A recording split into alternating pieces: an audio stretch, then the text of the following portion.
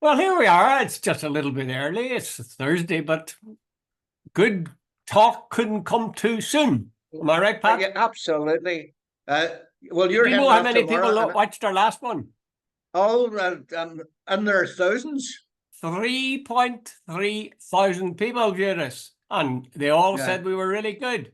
I think one or two yeah. of them insulted me. I was very annoyed at them. They called me old. I couldn't imagine what the hell they were How, talking about. Anyway, how dare they, Jude? Two indeed. old men chatting I'll about not tell you what they politics, said but go about you. ahead. Okay. Let's talk about this piece of research. Now, there's been several studies done into what reunited Ireland would look like, but this one's come out today, and it's got enormous coverage. I can't speak for the newspapers, but I know that on Nolan's show this morning, on Claire Byrne's show this morning, Yeah. on William Crawley's show at midday, all three of them dealt with it in some detail. And I asked myself, I wonder why. Do you want to talk about the figures, Pat, or will I give you the figures? No, Jude, you go ahead and give the Okay. figures, and then we'll take it back. If we had a united Ireland, they figure that it would cost the South 20 billion euros for 20 years. And there would have to be a big increase in Did you say taxation. million or billion? Billion, Yeah. 20 billion euros for 20 years. That's each year. And Yeah. that's a big increase in taxation, ferocious cutback in services. Yeah. How do you respond to that, Pat? Is that not hard, cold economics? No, Jude, it's only the start of the discussion. Number one, what they haven't said is basically reducing the public sector in the north. Jude, there's two of everything on the island of Ireland. There's two police forces. These guys have just done based on the figures economics. They haven't done drilled down. Right, there's two police forces, two health services, two sets of civil service, two sets of schools authorities, and maybe even a hell of a lot more. There's massive, massive duplication on the island of Ireland. Well, look, Say Pat, all that was imagine me as a member of a man we're going to talk about shortly, Simon Harris's new team. And if I was yeah. to say to you, oh, yeah, there's two, but well, if you put the two together and make one police force, one education service, you still have to pay for everybody that's in it. No, no, I don't buy that. You don't have to pay it for everybody. There's massive duplication and a whole lot of things that we There is will need. duplication, You but would don't. it be cheaper if it was one? How would that be Yeah, cheaper? Jude, it would. It would most certainly would. There's probably a hell of a lot of people doing the same work that could easily be sort of said. One person could maybe look after Derry, Donegal, Tyrone as a unit for health, or I know as a CEO. We don't need all these civil servants doing it. There's all that sort of thing. Would there not be a Secondly, Jude, problem then, Pat, with employment for those people? yeah, okay, but Jude, there's full employment in the south. And the other thing, Jude, they haven't taken into account is if the north joined the south and the same economic practices that are in the south were applied to the north, like particularly foreign direct investment, et cetera, and the economic performance of the north was came up to the level of the south, that would make a big difference. By the way, Jude, I was involved in a project a couple of years ago with Paul Gosling and a guy called Colin McKenna, and we Yeah. did work on this. A guy called Hubener, who was involved in the unification of Germany, he said, okay, there would be an initial cost. Of course there would, and we all accept that. But he says within years, he says Ireland, but way back to, this is maybe 10, 12 years ago, that there would be a 35 billion pound surplus for the island of Ireland if his figures were right. And he was the guy who was the principal architect or economist for German reunification. Yeah. There's also all these things in the north that, yeah. From British Columbia. Yeah, but there's Yeah. also there's another thing. Seeing these figures, this surplus or this donation from Westminster, Yeah. there's 10 there's billion. all sorts of things about 10 billion, the subvention from, but there's all sorts of things that work in that.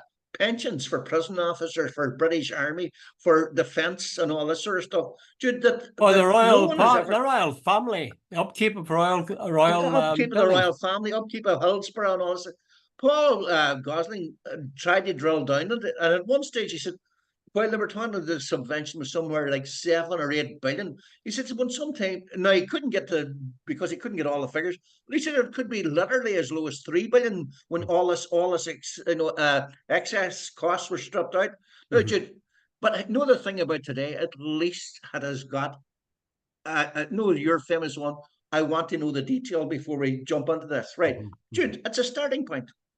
Yeah, that's the point. There's a guy called Professor Seamus McGuinness. Seamus McGuinness. I thought it was Jim McGuinness at first, but it was Seamus McGuinness. And he was saying essentially that you know, this is a conversation. And they also had your woman from the Andytown News from Dublin. I've forgotten her name now. I know the columnist. Yeah, who is she?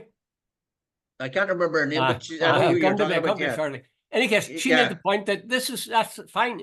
The guy's got entitled to produce this kind of research, but you've got to look at it and compare it with other research and talk to people and see what things are the stumbling blocks. But I feel I mean, this is the truth. We have a free press, and people value the BBC, and people value RTE as well, whenever they're not having to pay bloody millions for late show presenters. But the fact is, that was a triple-pronged attack on the notion of a united Ireland. I just don't really think that there was sufficient weight. They had this Professor Jim McGuinness, but he wasn't coming up with his own study. He was, you know, just talking in more general ways. I'm convinced that the media in the South and in the North are pushing again towards the status quo, and they don't like this. But as you say, once you get people involved, even they're saying bad stuff, that's what you want. You want them out in the open and talking about it. So when you look at the figures, they do look sort of scary. Like, for example, it says it would cost the South a modified 10% GNP or Grand National Income, whereas the North would only add 5%. But the key thing that strikes me is this is the son of Garrett Fitzgerald. And I've read articles by Garrett Fitzgerald's son, John, I think it is. And he clearly is of a mind, you know, that has been obtaining in the South for a long time. We've got to clear our own house first, you know, before we think of the North. Judy, okay, I take your point. And when you look at the figures and the bald, stark facts, and what the gross national income will need to do this, that, and the other, and it's going to cost 9.9 billion and could reach as high as 19.5 billion or something like that. Judy, that's it. But I really make this claim to you right now. I'd say if I got together 3 or 4 economists, or you did, or someone else, we could come up with another set of figures and all the rest. These are not nailed to the ground figures, dude. When there's a whole lot of stuff that needs to be nailed down, there's a whole lot of costs for Britain in there, as I've said already, that could be stripped out of it. And Jude, let's get this clear. I think you're doing a bit of devil's advocate, but are you telling me if there's a guy in Donegal running a health service and there's a guy in Derry running a health service, the same, that one of them couldn't depart and find himself a job somewhere else? You know, like there's 15,000 or someone, or 14,000 Gardaí and 8,000 policemen. You know, as there, you know, you can mesh a whole lot of things, and there's a whole lot of savings. I agree completely, Pat. I do think, though, that the whole question of what you do with the extra people has to be looked at, and there may well be a good answer to it, but I don't think you can just push it aside. It makes sense to talk about one police service, one health system, etc. One health service, but one education. You do need to take into account the fact, and there's an awful, for example, there's an awful lot. But there's so much more.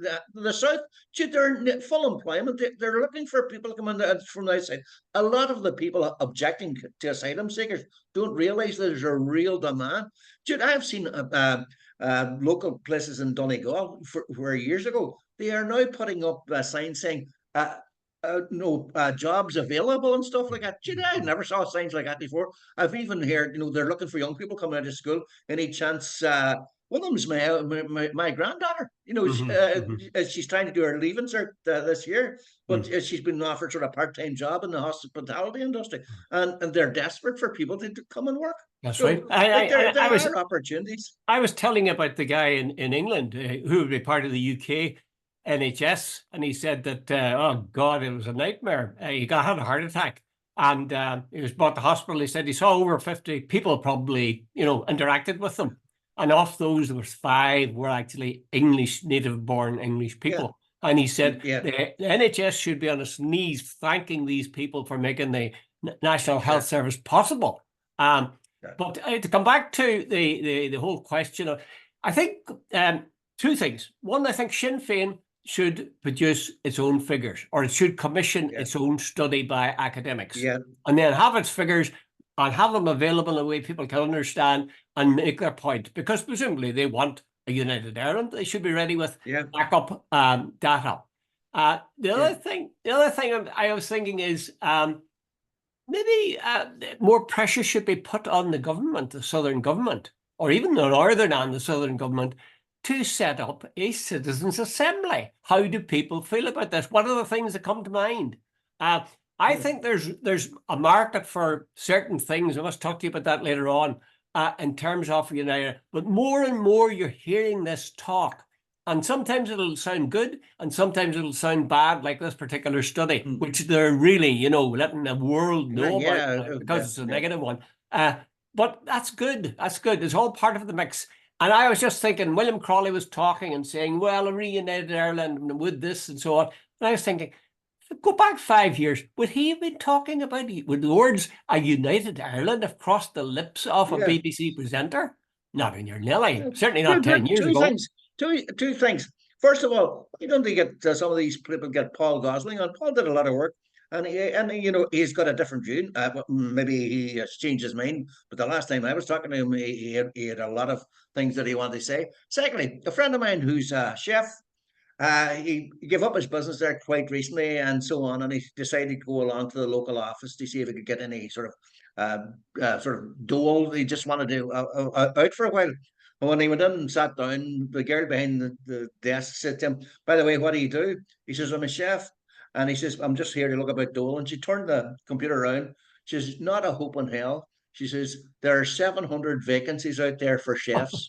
Now, Jude, that's how, 700. By the way, Jude, that's not a made up story. This is what the guy told me. He said he had, even though he has worked for 40 years and he thought, right, I'm tired, he's got some problems. He thought he could get the dole in the Republic. Not a hope. She says, "There's 700 jobs, so I can't give you a dole because basically there are plenty of jobs out there for you, so therefore you're not entitled to it." There you go, Jude. I think the North has a hard job still getting to terms with the fact that the South is flourishing, and they're trying desperately to find ways to say that that's a disadvantage. And they'll point, and rightly, to the health service there and say, "Oh, we join with you, we'd have to pay for visits to the doctor, we'd have to pay for all these things. It would cost us." Well, that may or may not be the case. I was looking at, there are people who laugh at this, but I was looking at facts for a particular reason about Cuba, and I was looking at facts with regard to Venezuela. And both places, inside a period of about 5 years, were able to produce a health service that was free to all from cradle to grave.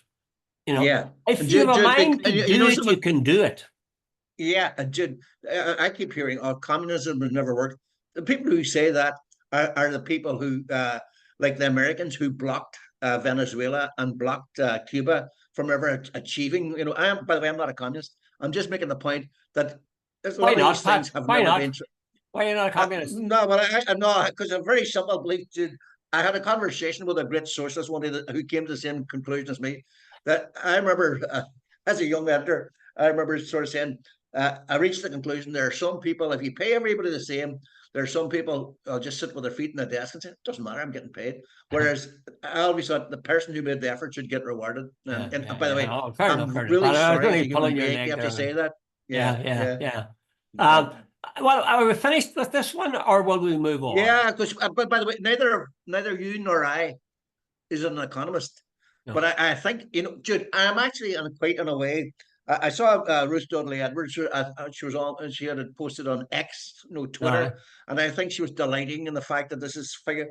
I'm sort of saying, Jude, this is the start of the discussion. This is the first step on the roads. There's a lot more steps to go before. And Jude, by the way, I stood up. I'm not saying this for the sake of it. I don't buy this as the definitive answer either. By the way, not by a long shot. What, Pat, finally, before we leave this topic, what if you had to give a piece of advice to somebody, to two people? One person was somebody, you say a young person, who really was keen on the idea of a united Ireland. What would you say to them they should do? I mean, short term, over the next year. And likewise, if you were talking to somebody who was totally opposed, a young person totally opposed to united Ireland, what advice would you give them? What should they do over the next year? I think they should actually work towards it. Jude. Jude, when you think about it, we're an island. We're not a big mass like Europe. We're an island. The people of Ireland on this island should rule this place, should make decisions for themselves. Jude, look at it very simply. Within in 1921, the South was a basket case because of, and there was massive poverty in the south of Ireland. Look where the south of Ireland is today. We're now one of the most prosperous countries in the world. That's a fact. It's not, and people can sneer at leprechaun economics and whatever as much as they like, but the reality is, dude, and it's not just the foreign direct investment. The domestic economy is going very much. We have one of the best education systems. No, there's flaws, dude. There's no doubt about that. And only the village idiot would try and say everything's perfect. Far from it. But dude, a lot of our problems are due to growth, not the other way around. Yeah. But I still repeat my question. What would you say to somebody they could do if they were in favour of a United Ireland? And what would you say to somebody who thought the whole idea was bonkers and they were going to cost them too much? What would you say you should do? Only repeat. Well, I think we should go out and work. I don't know what factually any a single person, but we could certainly have aspirations towards. Start a debate, get involved in local discussions, see what the opportunities are out there.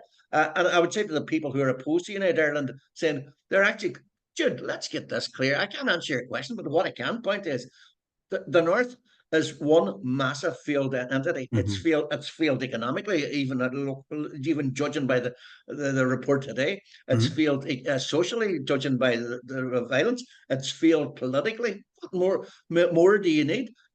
A United Ireland long term would be of the benefit to the most people on this island. Well, advice I would give them would be, say somebody was very keen on a United Ireland, I would say the first thing I would say is go and bone up on the whole notion of a 10 billion subvention each year. Does that stand up? Is there leakages all over the place? Is that a right figure? Because that's the first thing everybody who's opposed to United Ireland does. And if I was talking to somebody who was opposed to United Ireland, I would ask them to list what's the first thing that they really dislike about the idea. Chances are they say to me, 10 billion a year. So I give them the same advice. To get around you, I would believe that, the first part. We need our economists, we need our financiers, we need our politicians, we need all the experts. I haven't the ability to drill down into all the facts and figures. So what I would urge is our politicians and our academics to actually do that work for us and have a citizens forum where it's all. I would totally agree. But I mean, even if people were to Google, well, I'm an amateur. If I was to Google and see, what all are people saying, what's everybody saying about 10 billion a year from Westminster? Not everybody will be saying there's 10 billion coming. So just educate yourself. Educate yourself on the central issue. Yeah. Okay. Exactly. Let's move on to another topic. Oh God, I don't like doing this, but I'm going to move on to Simon Harris. I have to confess, Pat. This is confession time. Remember, Martin McGuinness was asked when he last went to confession. I'm going to confession right now. There's something about Simon Harris, and I just don't like. Why is that, Pat? Am I a bad person? Am I seeing nastiness and badness where it isn't, or what? I shouldn't bring my missus into this, but she says there's something about Harris that you're, and I says, yeah, there is. You can laugh as much as you like. Simon Coveney had a certain something. Varadkar had a certain. Jude, it's like this. See, when they went on British television, you can like them or something. By the way, I like Varadkar and Coveney. I'm putting that on the record. They were seriously impressive on British television. They were eloquent, they were articulate, they had gravitas and all the rest. Simon Harris, with that squeaky, high-pitched voice and that rapid, bring back our flag, take back our flag. Now I'm going, good merciful Jesus, get that clown off a stage. There was something like going back to the 1920s, and so on. I thought, wait a minute, you would never have heard Varadkar saying that. You would never have heard Coveney saying that. And I don't know what it's about. Was it playing to a certain audience? But hey, there's just something about him that sparks. Now, I'm told he's a very nice man, and I'm told he's very intelligent. I don't know, he could well be. but there's something about him that just jars. And I've got to admit, no, by the way, you didn't tell me you were bringing him up as a subject today, so I am not concurring with you. Ah, I've yeah, come already had on. this discussion with, No, no, I've excuse. already had this discussion with various other people. Well, he's in the news. I mean, you've probably heard this. Well, you've just quoted him, where he said that Fine Gael were the party going to stand for law and order, and the Yeah, disgrace that Pierce Macaulay's coffin was covered in the our yeah, flag. yeah. But then a lot of Tricolour. people pointed out in was it, I don't know if it was social media or the mainstream media, they pointed out that that flag was around since about the middle of the 19th century, at least, Yeah. with the Fenians. So really, certainly it's a flag of the south of Ireland, but there's a lot Was of that other people's designed by flag as Thomas well. Francis Maher about 1860 or something? Yeah, And yeah, he had yeah. seen the French tricolour, and he thought Mm, the unification of the orange and the green and the mm, white and like that. Dude, mm, I mm. think that's 1860. No, I'm open to Something like correction, that, something obviously. like that. So Yeah, it's a sort of a yeah. silly line. But the thing that got me was the way he said it. He repeated it Mm, to loud cheers, and it was so like yeah. Trump, because Trump always will repeat a thing. He'd say, "Lock her up, lock her up, Yeah, lock yeah, her up," and they were getting the same thing yeah. from him. And it's But by the I way, think he was it's nervous playing though. to it's playing to the morons in the gallery type thing. You know, I suppose we need to give him time to get his feet under the table, but I think it's pretty depressing that one of the first things he says is Fine Gael would never go into government with Sinn Féin. I mean, why? Like, uh, why? What is it that Mary Lou McDonald has done? with the greatest respect, I don't think Sinn Féin be rushing into government with Fine Gael either. Yeah. I have talked to some Republicans and they detest Fine Gael with a passion. They Mhm. think they're quizzlings. They think they have West Brits with suits on and shirts and ties. So, Jude, like that's not to have a go at Fine Gael. It goes both ways. Well, they do say that there's a lot of other Fine Gael TDs are now coming around to saying, yes, Simon Harris, a great guy, great guy. And one of them was somebody from Donegal. I think it was somebody McHugh or somebody like that. Is there a McHugh? Yeah. Is he Fine Gael? Joe McHugh. Hi, Joe McHugh. Yeah, by the way, I'm going to have a minute vested interest. But the first time Joe McHugh got elected, I was his director of elections. Whoa! Right away. So there you Gun go. for sale, is that what you're saying? Gun Or for gun for hire. hire? Yeah. So I mean, I think they've committed to him now. I actually think that they allowed him to ambush them into electing him leader, because I mean, Leo's resignation speech was a real surprise to everybody. But very, very Yeah. quickly, Simon Harris was lining up his ducks and getting people Oh, to go out and I would support him. Jude. He had his ducks in a row beforehand. I Yeah. don't know why. Like remember John Major and Mrs. Thatcher. Mm. John Major allegedly had a dentist appointment. She couldn't get him that day, Yeah. and he didn't answer his phone. But what he was doing was ringing around other guys. So Mm. I think first out of the traps, and Coveney sort of saw the writing on the wall. He had now that whole thing about his brother being involved in RT and the Ryan Tuberty thing, and Mm. I think he just read the room and said, right, Mm. it's not Mm. working for me. But there's a lot of, there's some, is there, I think there's about another 10 or 11 Fine I think Gael it's 11 TDs now, Jude, who are not possibly going even to 12. rerun. I I think, think, in fact, after Coveney, I think it could be 12. Sorry, Jude, for yeah. So that means that's an exact mirroring of what's happening with the Conservatives in England. yeah, These guys keep dropping out. I mean, you'd need to be, why if you were in a party that you thought was going to do really well in the next election, I think you would think long and hard before you'd say, I'm tired of packing in. It could be, some people yeah, say even Leo saw the writing on the wall, let alone the yeah, ordinary TDs. yeah. So time will tell, Pat. Time will tell. I suspect, I could be wrong, I suspect Simon Harris will be a mistake, a serious mistake for Fine Gael. Okay, let's move to another topic. There was a TV program, which I didn't see, but I've heard about, called The Secret Army. And in Yeah. it showed all sorts of, apparently they got a TV crew at the height of the Troubles in the early 70s, showing the IRA in action, showing Martin McGuinness, Yeah. among other things, Martin McGuinness putting a bomb onto a car. And Yeah. there's a whole lot of talk now and people saying, oh, this maybe shows that he was a double agent, because otherwise they would have collected him and put him in jail, because there was the proof. He was shown putting a bomb on board. Yeah. And I have to say, that's not the first time I've heard somebody say that. But anyway, the idea of Martin McGuinness being double agent. What's your response to that? You have an article on this, in fact. Yeah, I have an article in today's Irish News. No, Jude, I was watching the program, and there was a whole lot of thoughts came to my head, and I remember, right, Jude, here's the short version of a very long story. Remember during I think it was about 1990s. Remember the time that John Major kept Sinn Féin out of the talks. In 1994, the IRA called a ceasefire, and they were given all sorts of guarantees and that they would be invited into the talks and so on. And then because Major needed the unionists, he wouldn't invite them in. And there was a lot of frustration within the Republican movement. In fact, some of the hardliners said that McGuinness and Adams had been naive and had been conned, that they went for a ceasefire without getting cast iron guarantees. So, Yeah. right, so on. One day, Martin came down to the office, and it was about 5 to 1. And he says, "Hey, Pat, I'm dying for someone to eat." He says, "Do you fancy going in next door for a cup of coffee and whatever?" So we went in next door. This was, I think, about what was the 9th of whatever was February, whatever it was, dude. I can't remember the date. Anyway, we sat down and having a cup of coffee, and I said, "Hey, what he's going to do about this thing about being excluded from the talks?" And I said, "I presume the movement is really it's very agitated, and there's a lot of things going on." He says, "I think the Brits might get an answer or get a message quite soon." Now, fast forward 2 days, I'm sitting at home at night having a glass of wine on a Friday night after a hard week. And suddenly, about 9 o'clock or half 8 or 9 o'clock, whatever it was, there's a news flash. We interrupt this program to say that a massive bomb has gone off tonight at Canary Wharf.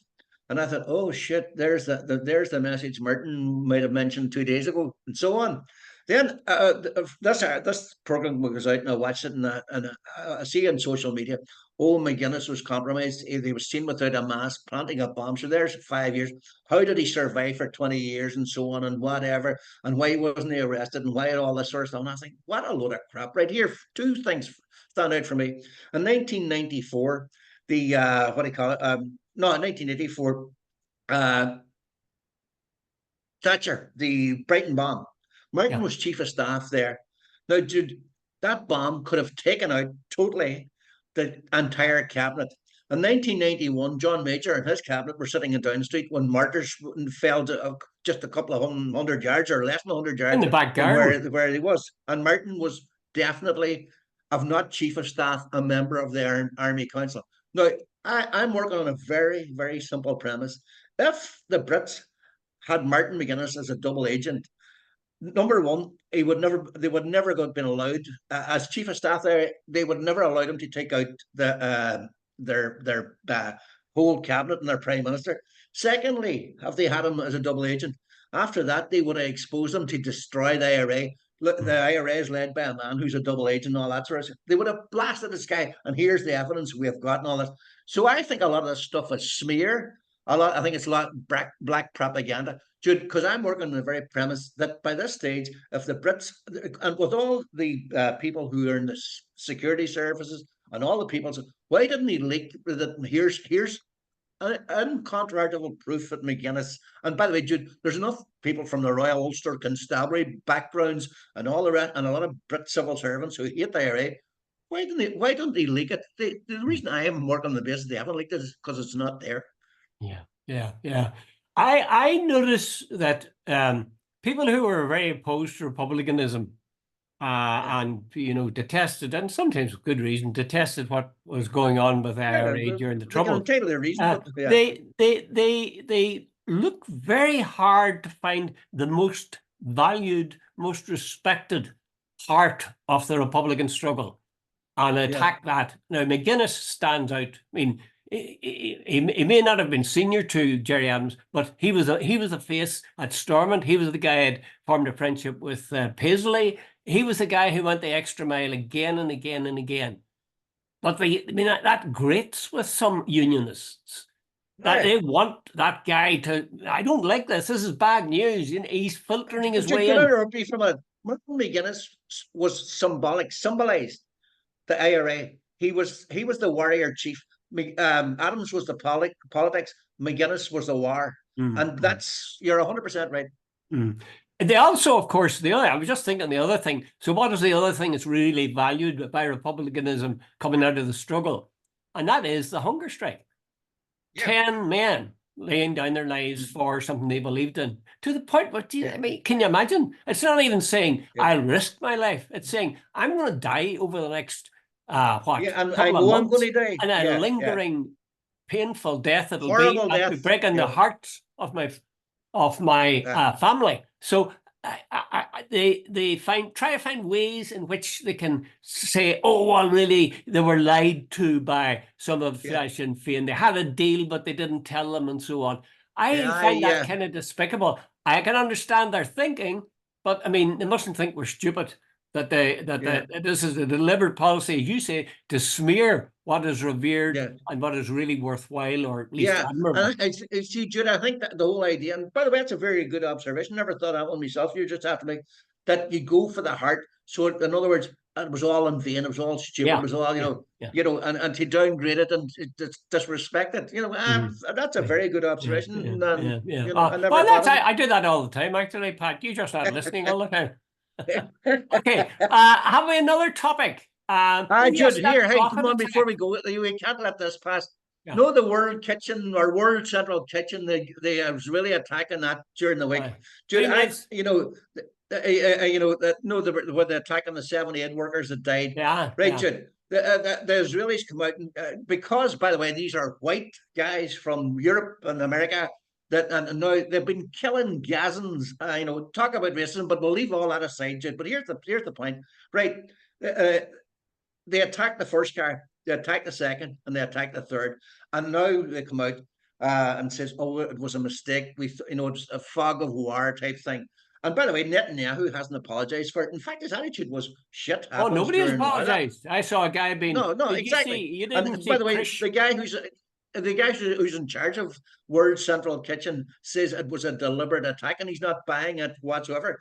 But it's. I think the hypocrisy is unbelievable. I wrote it down.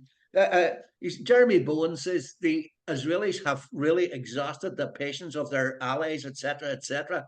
But Jude, what's them exhausted their patience? Do they need to do? Here, this is my theory. I think it was deliberate and it was systemic, and they were fully aware that they were aid workers. But I think they were saying, we'll take the flak for the hit, but we're sending a message to aid workers: you don't come in here and give aid to our enemies, and we'll take the shit that comes from the propaganda outfall and all the rest of it. But it's a strategic loss, but a long-term gain. Yeah. I was listening to a podcast the other day. I don't want to give another podcast a leg up, but they were talking about, I think it was 15th century Munster, and the British the English were coming in, and the policy they adopted was scorched earth. Everything, every building, every farm, every crop, every child, every woman, every man killed, burnt, destroyed. And that was something they pursued ruthlessly. And in fact, it was effective because they didn't have to worry anymore. There's nobody there. And also, as a result of that, there was some terrible famine. And I put it up in a blog, actually, about a description of what it was like, where it's described by Spencer, I think it is, what the shape the native people were in. And I was thinking, how like Gaza that is. Kill everybody, burn their buildings, destroy everything. Workers don't leave children or anything behind. That's what they did with the American Civil War. They burnt the South to the ground. The scorched earth policy there. But the evidence is piling up of that the Israelis don't give a shit about civilians. They don't care about infrastructure. They don't care about aid workers. They don't care about hospitals. We had it a long time ago. The thing is, what took them so long to see it, for God's sake? Okay, we're out of time, Pat. Out of time, Jude. See you next Monday. Good weekend. Okay, thanks very much. Bye. Bye, Jude. Bye. Bye.